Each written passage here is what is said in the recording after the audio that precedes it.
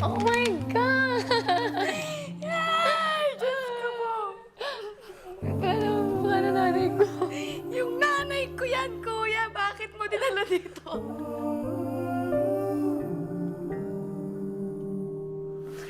Yung make-up ko, sayang! Nabiyagan kong ginawa to. Yang, Kuya, may nais sabihin sa'yo ang nanay mo. Isinulat niya ito daan sa hawak mo. open ko na. Penmanship ng nanay ko nga to.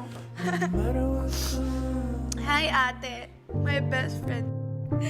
Ang pangit ng sulat talaga. Ano to? Bardagulan in life and my partner in life. Mama and Daddy always love you and remember that I'm your #1 fan.